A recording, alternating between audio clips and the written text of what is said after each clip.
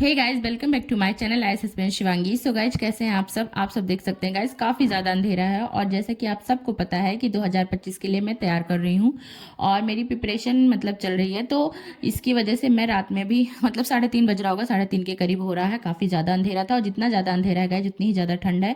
मतलब बहुत ही ज़्यादा, मैं आपको थोड़ा ही दिखा पाऊंगी, थोड़ी थोड़ी मेरी शक्ल आ रही होगी अंधेरे में। बहुत ज़्यादा ठंड पड़ रहा है क्योंकि कई दिनों से मेरे यहाँ दिन में भी धूप नहीं निकला है। और मॉर्निंग की तो बात ही छोड़ दीजिए कि मतलब मॉर्निंग में क्या ही हाल होता है। 2-3 बजे हिम्मत ही नहीं करती है बिल्कुल उठने की।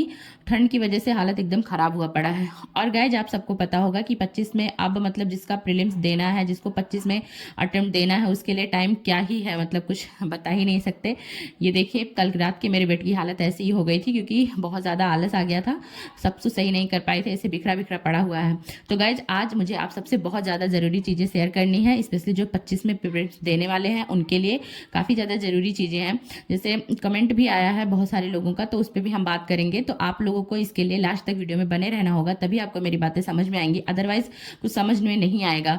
तो अब मैं आप सबसे कहना चाहती थी कि बहुत सारे लोगों का कमेंट आया था कि जैसे दीदी हमने एक बार तैयारी कर ली है बट हमारा रिवीजन नहीं हो पाया है, कैसे हम यूपीएससी 2025 में मतलब अटेम्प्ट दें, हमें समझ नहीं आ रहा है। या फिर कोई कह रहा है कि दीदी समझ ही नहीं आ रहा है सिलेबस तैयार हुआ है कि नहीं हुआ है, मतलब कैसे प्रिपेयर करें, क्या करें। तो आप सबका बहुत ज़्यादा मतलब इस टाइप का कमेंट था, तो मैंने सोचा इस पर आज बात कर लेते हैं थोड़ा सा।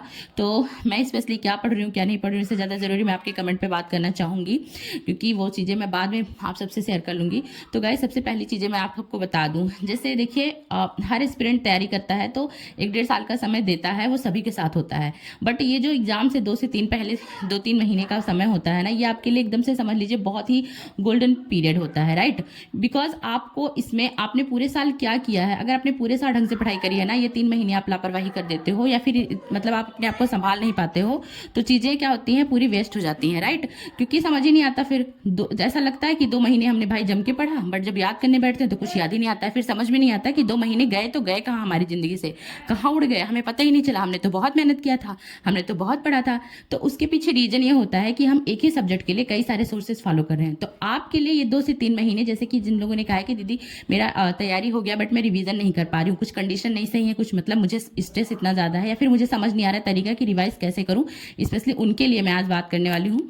तो देखिए, जैसे मैंने क्या किया है, देखो पढ़ तो हर कोई रहा है, राइट। अभी तक आपने एक सब्जेक्ट के लिए 2 से 3 सोर्सेस फॉलो किए, एक सोर्सेस फॉलो किया, मुझे नहीं पता और ये मैटर भी नहीं करता। अब आप कौन सी स्मार्ट स्ट्रेटजी अपनी बनाते हैं, कौन सी स्मार्ट स्ट्रेटजी को फॉलो करते हैं, ये बहुत ज़्यादा मैटर करता है। और गाइस, चूंकि यूपीएससी की तैयारी मैं मतलब पिछले 2-3 सालों से कर रही हूँ, 2022 से मेरी तैयारी है, तो जितना मैंने इसको समझा है, जितना जाना है, उसी के बेस पे मैं आप सबसे बात करूंगी।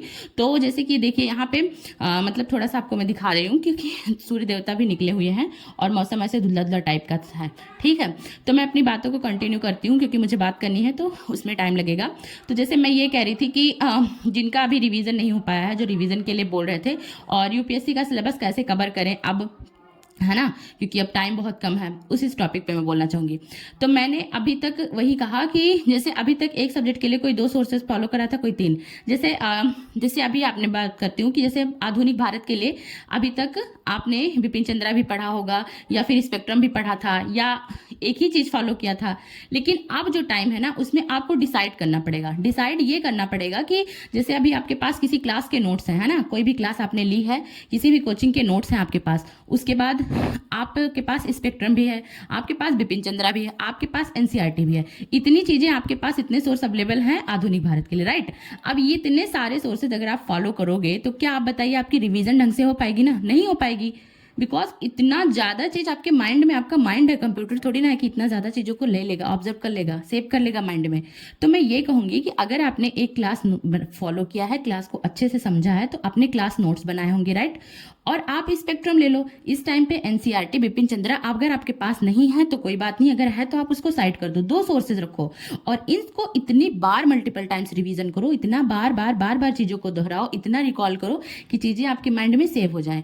और बार बार प्रीवियस ईयर आपके पीवाईक्यूज को फॉलो करो, right. Chapter wise PYQs solve करो। अगर आपके कोई पीवाईक्यूज सॉल्व करे उस और जो चैप्टर आप पढ़ रहे हो उससे लिंक कर रहा है तो उसके चारों ऑप्शन को अच्छे से करो, है ना। तो ये तरीका आपका बहुत सही रहेगा। अब ऐसे ही बात करते हैं आर्ट एंड कल्चर का, राइट, कि अगर आप आर्ट एंड कल्चर की तैयारी करो तो ऐसे आपके पास एक क्लास नोट्स होगा, एक नितिन सिंघानिया सर की किताब होगी और एक होगा कि एनसीईआरटी। ठीक, अब तीनों में हम फंसे पड़े रहते हैं कि मतलब हम क्या करें, तीनों करें। तो या तो आप class note and NCERT follow कर लो, या तो आप class notes and Nitin Singhania को कर लो, राइट। क्योंकि अब आपको सिलेक्ट करना पड़ेगा, यहाँ पे वो टाइम बिल्कुल भी नहीं है कि आपके पास भरमार लगा हुआ पड़ा है और आप रिवाइज कर ही नहीं पा रहे हो। चीजें वही आपके माइंड में सेव होंगी जिनको आप बार बार रिवीजन करोगे। और अब किसी भी चैप्टर को टाइम देने का मतलब ये है कि अगर आप एक चैप्टर पढ़ रहे हो, जैसे आप मान लीजिए कि प्रस्तावना ही आप पढ़ रहे हो, ठीक, तो अब उसको उसी टाइम पे इतने अच्छे से उस चैप्टर को करिए, रिवाइज करिए। भले ही आपको 2 चैप्टर करने में घंटे चाहे 4-5 लग जाएं, है ना। आप अपने चैप्टर डिसाइड करो, उस चैप्टर को बार बार रिवाइज करो, उस चैप्टर से रिलेटेड क्वेश्चन देखो पीवाईक्यूज के, एंड उसके बाद पीवाईक्यूज के चारों ऑप्शन को एनालिसिस करके और उसके शॉर्ट नोट वहीं स्टिकी नोट्स में बना लो, है ना, कि वो लास्ट टाइम पे बस आपको रिवाइज करना पड़े। तो हर चैप्टर को इस तरीके से कंप्लीट करिए गाइज। मैं जो कर रही हूँ मैं वही आपको बता रही हूँ, अगर आपको अच्छा लगेगा तो प्लीज़ फॉलो जरूर करिएगा, है ना। तो ये मेरा तरीका है कि जैसे मतलब आपने अभी तक सिलेबस एक बार पढ़ लिया होगा तभी आप अटेम्प्ट देने की सोच रहे हैं, तो उसी से रिलेटेड मैं बात कर रही हूँ। तो अपने सोर्सेज आप कम कर दीजिए और इस तरीके से फॉलो करिए। अपने सोर्सेज सिलेक्ट कर लीजिए कि ये मुझे फॉलो करना है, इसको मल्टीपल टाइम्स रिवाइज करना है, बहुत टाइम तक रिवाइज करना है।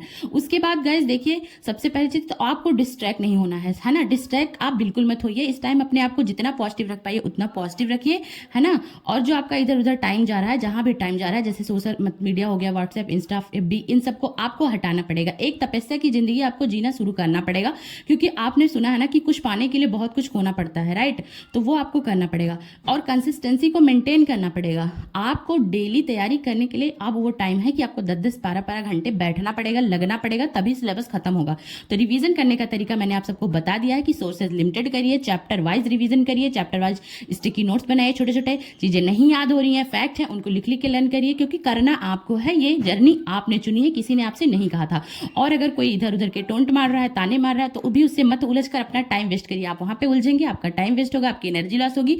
और उस एनर्जी को बचा के रखिए जो कि आपको अपने प्रिपरेशन में लगाना है, और उन सबको जवाब आपको अपनी सक्सेस से देना है, अपनी सफलता से देना है, राइट। तो किसी से उलझने में अपने टाइम को वेस्ट नहीं करना है। अगर आप लोग को मेरी वीडियो अच्छी लगी होगी तो वीडियो को लाइक करिएगा, चैनल को सब्सक्राइब करिएगा, कमेंट